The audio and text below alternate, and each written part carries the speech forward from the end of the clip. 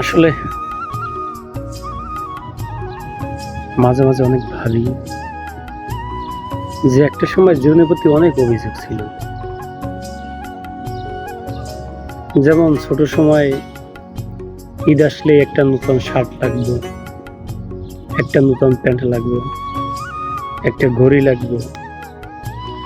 আবার যদি জুতাটা নতুন না হয় কত কান্নাকাটি, চিল্লাচিল্লি, বাবা মার সাথে কত অভিযোগ। আর ওই তো সেদিনকার একটা ঈদ গেল, একটা নতুন শার্টও নেওয়া হলো না, একটা নতুন প্যান্টও নেওয়া হলো না ঘড়ি নেওয়া হলো না, জুতার প্রতি কোনো অভিযোগ। কেমন যেন জীবনটার প্রতি কোনো অভিযোগ নেই, কারো প্রতি কোনো অভিযোগ নেই। কি পেলাম কি পেলাম না, কোনটা পেলাম কোনটা হারাইলাম, এখন যেন জীবনটা ওইগুলো নিয়ে আর ভাবে না। কিরকম যেন হয়ে গেছি, সেই আউশ স্বাদ আহ্লাদ এখন আর মনে হয় মনের ভিতরে আর কাজ করে না।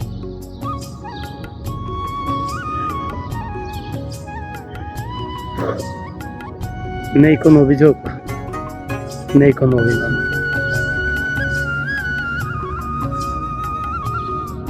মাঝে মাঝে ভাবি হয়তো বড় হলে বুঝি এমনই হয়। ছোট সময় যখন বাবা মা নতুন নতুন জামা কাপড় কিনে দিত তখন বলতাম, বাবা তুমি নতুন শার্ট, নতুন লুঙ্গি, নতুন প্যান্ট নিবা না? মা তোমরা নতুনটা নিবা না? বলতো আমাদের তো অনেক আছে উঠানো টেরাঙি, আমাদের লাগবে না, তুই নি। এখন আসলে বুঝতেছি কেন কথাগুলো বলতো।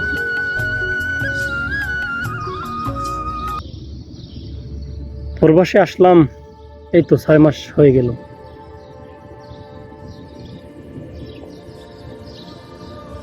ঠিক সেই মা যে উত্তরগুলো দিত, বাবা যে উত্তরগুলো দিত, তার সাথে একদম হুবহু মিল পেলাম। এই প্রথম একা প্রবাসে কোনো একটা ঈদ কাটালাম। আর মা জিজ্ঞেস করলো, কিরে বাবা কিছু নিছো, নতুন কিছু লাগবে না?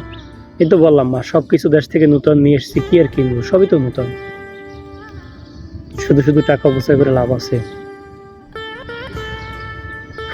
তো আজ থেকে বাবা মার সেই 15 বছর আগের উত্তরটা আজ নিজের হয়ে গেল। মিল পেলাম সেই বাবা মার প্রশ্নের উত্তরটার সাথে আজকে আমার উত্তরটা।